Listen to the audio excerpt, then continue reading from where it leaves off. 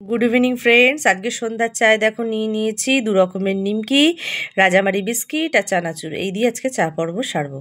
তো দেখো এরপর চলে গেলাম রান্নাঘরে। তো কিছু রুই মাছ আমি সেদ্ধ করে নিলাম কুকুরের বাচ্চাদের জন্য, কারণ ওদেরকে আমি একদমই হলুদ দিয়ে সেদ্ধ খাওয়াই।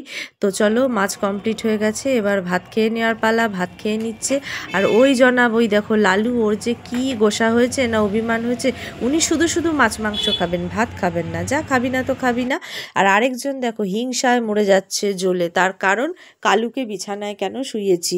কালুর কদিন আগে বাইকে একটু পায়ে হালকা চোট পেয়েছে, অ্যাক্সিডেন্ট হয়েছে রাস্তায়, তাই জন্য ওকে বড় কুকুরদের সঙ্গে রাখি না, কারণ ওরা খুব জ্বালাতন করে, ওকে ব্যথা দেয় পায়ের মধ্যে।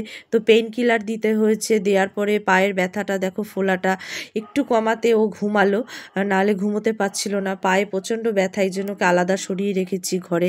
তো সেইটাই পুষির পছন্দ নয়, তো আর কি করা যাবে। ঘুমিয়ে যাওয়ার পরে এবার আমি কিছু মাছ সরিয়ে রেখেছিলাম, আলাদা করে রান্না করলাম। এটা আমার জন্য ফুলকপি, আলু, বড়ি দিয়ে রুই মাছ। আমার তো খুব ভালো লাগে, স্পেশালি শীতকালে খেতে। তো চলো দেখো, এবার আমার কমপ্লিট হয়ে গেছে। নামানোর আগে সানরাইজ শাহি গরম মশলা আমি দিই তরকারিতে, খুব ভালো লাগে আমার স্পেশালি খেতে। তো কারা কারা ভালোবাসো এই শীতকালে বড়ি, ফুলকপি, আলু দিয়ে মাছ, অবশ্যই জানাবে। তো সকলে ভালো থেকো, সুস্থ থেকো, শুভরাত্রি।